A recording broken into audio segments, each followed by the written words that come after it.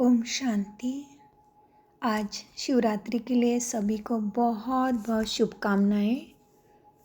मीठे बाबा आज 18/2/2023 में कहते हैं, मीठे बच्चे, तुम्हें सिरखंड होकर रहना है, मतभेद नहीं करना। कोई भी गंदी आदत है तो उसे छोड़ देना, किसी को भी दुख नहीं देना। प्रश्न: जन्म जन्मांतर के लिए उच्च पद पाने के लिए कौन सा स्वयं पर रहम करना है? उत्तर: स्वयं के अंदर से जांच करके जो बुरी आदतें हैं, क्रोध आदि विकार है, उन्हें निकाल देना है। सिर खंड होकर रहना, एक की श्रीमत पर चलना, मतभेद में न आना, कोई भी इविल बातें न सुनना है न सुनानी है। अपने ऊपर यही रहम करना है। इससे ही जन्म जन्मांतर के लिए उच्च पद मिल जाता है। जो अपने ऊपर रहम नहीं करते वो 21 जन्मों के सुख को लकीर लगा देते हैं। गीत चला है, ओम नमः शिवाय, ओम शांति। शिव बाबा की महिमा बच्चों ने सुनी। यह महिमा कौन करते हैं और कौन जानते हैं? सिर्फ ब्रह्मा कुलभूषण अर्थात नई मनुष्य सृष्टि की संप्रदाय, जिन्हें परमपिता परमात्मा ने अपना बनाया या जन्म दिया है, वही जानते हैं। क्योंकि पहले पहले इस सृष्टि में वही ब्रह्मा द्वारा जन्म लेते हैं। जैसे तुमने पहले पहले जन्म लिया है परमपिता परमात्मा से, तो वह है सभी का सहायक, सारी दुनिया का सहायक, सभी दुख दूर करने वाला है।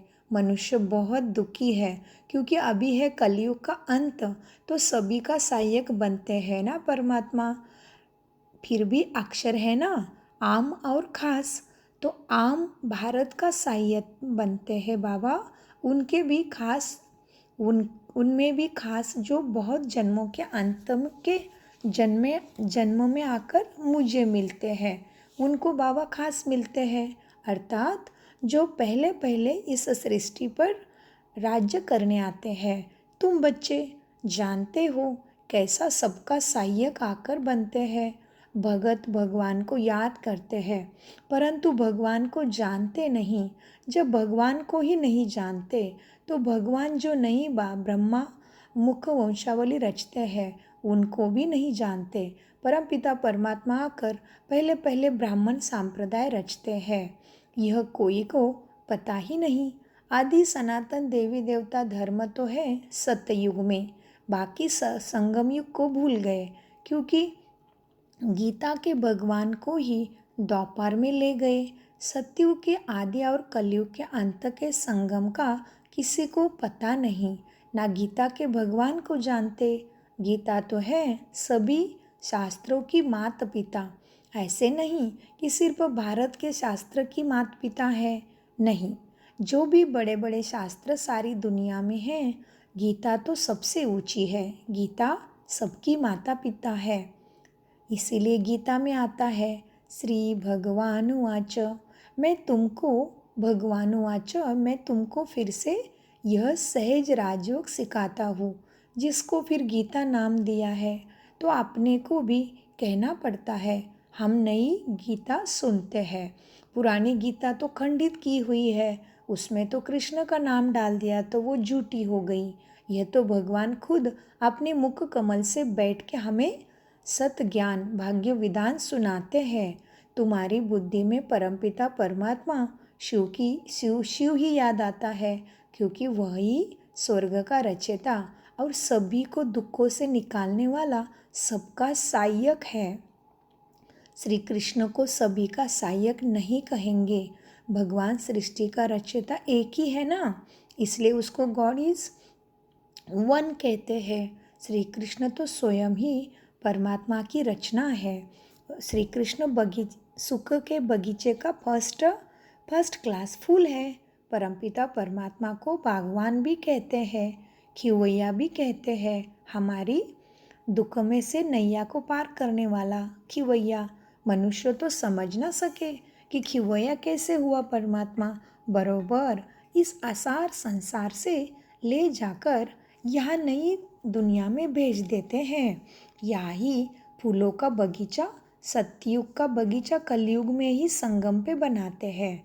सभी बच्चे जो भगत बन गए हैं असल में भगवान की संतान ही थे। उनको माया दुखी बनाती है। भगवान तो है ही एक। वह सभी भक्तों को जरूर सुख देता है। कोई भी किसी को दुख, कोई भी किसी को सुख देता है तब उनको याद करते हैं। स्त्री पति को अथवा बच्चा बाप को अथवा दोस्त दोस्त को याद करते हैं। ज़रूर उसने सुख दिया होगा। भाई से भी दोस्त तो प्यारा होता है ना, क्योंकि सुख देते हैं तो सुख देने वाले को ही याद किया जाता है। अभी सारी सृष्टि के मनुष्य भगत है। मनुष्य के ही 84 जन्म गाए हुए हैं। कुत्ते बिल्ली के 84 जन्म नहीं कहेंगे। गाया भी गया है। आत्मा परमात्मा अलग रहे बहुकाल। इस समय मेला होता है ना, संगम पे ही आत्मा परमात्मा का मिलन होता है।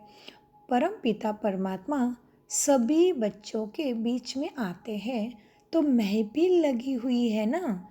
एक होती है सुख की महफिल, दूसरी होती है दुख की। सतयुग में है सुख की महफिल। यहाँ तो दुख की कहेंगे। कोई मरते हैं तो दुख की महफिल लग जाती है। कोई बड़ा आदमी मरता है तो शोक में झंडा नीचे कर देते हैं। तो दुख की महफिल हुई ना। भगत बहुत दुखी होते हैं तो भगवान को याद करते हैं, परंतु उनको जानते बिल्कुल नहीं। कहते भी है उनसे पैदा किया, फिर कहते हैं उसने पैदा किया। आखिरी भी उनको जानेंगे या नहीं। अंत में गायन करते हैं, भगवान तेरी लीला अपरंपार है। महिमा तो गाते हैं लेकिन तुम जानते हो, बाप नहीं होता तो सृष्टि चक्र का राज कौन समझाता। कौन हमको चक्रवर्ती बनाता, कौन सुख देता। अब संगम पर तुम सदा के लिए सुख से दुख से छूटने का प्रयत्न कर रहे हो। संगम पर तुम दुख से छूटने का प्रयत्न करते हो। संगम युग कोई बड़ा नहीं है, अपना यह नया जन्म है। यह छोटा सा युग है। हम बच्चों के पुरुषार्थ के लिए बड़ा इम्तिहान है। इनकी सब्जेक्ट सभी इम्तिहानों से न्यारी है। 5 विकारों पर जीत पानी है। बहुत मनुष्य कहते हैं पवित्र रहना तो असंभव है। गृहस्थ व्यवहार में रहते हुए माया को जीतना तो बड़ा मुश्किल है। समझते हैं ऐसे उस्ताद तो मिल ना सके। सन्यासी भी घर बार छोड़ने बगैर पवित्र रह नहीं सकते। तो बाप इस माया पर जीत पाने की युक्ति बताते हैं, जैसे कल्प पहले भी सिखाई थी। जब बाबा सिखलाते हैं तब हम भक्त से ज्ञानी बनते हैं। इसको ही भारत का प्राचीन ज्ञान और योग कहा जाता है। इसको दुनिया में कोई भी नहीं जानते। बाप समझाते हैं यह ज्ञान प्रायलोप हो जाता है और यह देवता धर्म भी लोप होता है, क्योंकि त्रेता आएगा। इसलिए ड्रामा में भी ऐसा ही है। जब प्रायलोप हो जाए, सृष्टि दुखी हो, तब तो भगवान फिर से आते हैं, फिर से सुख की स्थापना करते हैं। यह तो चक्र है। यह कोई को पता नहीं है कि कलयुग की आयु अभी पूरी होनी है। तुम ही बाप को और इस ड्रामा के आदि मध्य अंत को जानते हो। देखने में कितने साधारण हो, देखो तुम कैसे हो कुब्जाए अहिल्याए, परंतु नॉलेज तुम्हारी कितनी ऊंची है। अपने सारे 84 जन्मों को चक्र को तुम जानते हो ना। थोड़ा भी कोई याद करे तो भी अच्छा। कोई प्रश्न पूछे और उत्तर देना ना आए तो बोलना चाहिए हम अभी पढ़ रहे हैं भगवान से। हमसे बहुत तीखे भी हैं हमारे भाई बहन, वो आपको अच्छी रीति समझा सकेंगे। अपना अहंकार नहीं रखना चाहिए। कह देना चाहिए हमारी बड़ी बहन जी बहुत तीखी है, आप फिर कोई समय आना तो वह समझाएंगी। समझो कोई ऐसा प्रश्न निकलता है तो तीखी भी उसका उत्तर नहीं दे सकती, तो बोलना चाहिए हम सब पढ़ रहे हैं। हम सब तो अभी भगवान से सतज्ञान पढ़ रहे हैं, अंत तक पढ़ते रहेंगे, गुह्य से गुह्य नॉलेज सुनते रहेंगे। यह पॉइंट अभी हमको समझाई नहीं बाबा ने। यह तो ज़रूर है, इतना समय जो पढ़ा है तो ज़रूर अर्जुन और भी गुह्य पॉइंट रही हुई है जो सुनते रहेंगे। स्कूल में धीरे धीरे पढ़ाया जाता है ना, ऐसे थोड़ी ही है एक ही दिन में सारा नॉलेज मिलेगा। यह भी ऐसा ही है। योग लगाने में आप समान बनने में समय लगता है। बाप दिन प्रतिदिन सहज कर समझाते हैं। भगवान एक है, उनको ही सब याद करते हैं। भगवान ही हेवन स्थापन करते हैं। तो ज़रूर देवता बनने के लिए संगम पर ही राजयोग सिखलाएंगे। तो मैनर्स भी ऐसे चाहिए। जब पाप खत्म हो तब तो विजय माला का दाना बने, टाइम लगता है। यह है सुहाना संगम का मेला। समझाना है सारी दुनिया के मनुष्य भगत है, साधना करते हैं भगवान के लिए कि वह परमात्मा आकर सभी को वापस ले जाए, मुक्ति जीवन मुक्ति का ज्ञान दे देवे, देवता धर्म की स्थापना करे। सन्यासी तो समझते हैं सुख कागविष्टा समान। तो ज़रूर इस दुनिया का सुख ऐसा है ना, परंतु क्या भारत में कभी सुख नहीं था? सन्यासी तो पसंद करते हैं मुक्ति को, वह कभी जीवन मुक्ति का ज्ञान दे ना सके। भगवान को ही आकर राजयोग सिखाना है, सन्यासी नहीं सिखा सके, क्योंकि वह कोई आदि सनातन देवी देवता धर्म स्थापन नहीं करते।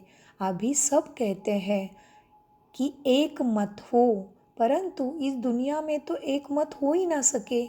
अथाह मतें है ना, माता पिता भाई बहन काका मामा आदि सभी अनेक मतें देने वाले हैं। अब उन पर नहीं चलना है, एक की ही श्रीमत पर चलना है। भगवान आकर एक श्रीमत देते हैं तो फिर एक मत की राजधानी हो जाती है ना। देवी देवताएं सदैव श्रीखंड रहते हैं। यहाँ तो बहुत लड़ते झगड़ते रहते हैं। शास्त्रों में भी है कि कौरव पांडव दिन में लड़ते थे, रात को सिरखंड हो जाते थे। यहाँ भी बच्चे समझते हैं कि हमारे में क्रोध का अंश आ गया, बाबा हम आपसे माफ़ी मांगते हैं। तो तुमको भी देखना चाहिए, सारे दिन में किसको दुख तो नहीं दिया, किसी से मतभेद में तो नहीं आए, किसी से ईविल तो नहीं बोला जिससे कोई को दुख हो गया, दुख हुआ हो। ईविल तो कभी नहीं सुनाना चाहिए। ऐसे कुछ देखा सुना तो बाप को बतलाना चाहिए। बाप ही बच्चों को सब समझाते हैं, नहीं तो आदत पक्की हो जाएगी। कोई में कोई भी आदत गंदी आदत है तो छोड़ देना चाहिए, नहीं तो पदभ्रष्ट हो पड़ेगा। बादशाही के आगे प्रजा के नौकर चाकर गरीब ही कहेंगे ना, यह मजदूर लोग क्या है। वहाँ भी मकान बनाने वाले तो होंगे ना। तो बाप समझाते हैं कभी लून पानी नहीं होना चाहिए, क्रोध करना बहुत बुरा है, जन्म जन्मांतर के सुखों को लकीर लग जाती है। अपने ऊपर रहम करते रहो। ज्ञान मार्ग में मैनर्स बहुत अच्छे चाहिए। 5 भूतों को भगाते रहो। बाप श्रीमत देते हैं और क्या करेंगे, बहुत लिखते हैं भी है कि हमारा क्रोध छूट गया है, बीड़ी पीना आदि गंदी आदत छूट गई है।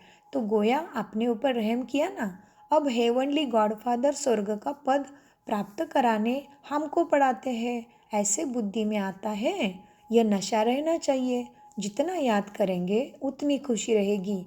भल भगवान को सभी तो नहीं जानते, परंतु न जानते भी कल्याण तो सभी का होना है। सभी को यह पता पड़ जाएगा कि भगवान आया है, यहाँ भीड़ मच जाए, चीटियों मिसल आकर इकट्ठे हो, मिल भी ना सके, फिर तो मिल भी नहीं सकेंगे। इसलिए बड़े कायदे से यह ड्रामा बना हुआ है। अच्छा, मीठे मीठे सिकिलदे बच्चों प्रति माता पिता बाप दादा का याद प्यार और गुड मॉर्निंग।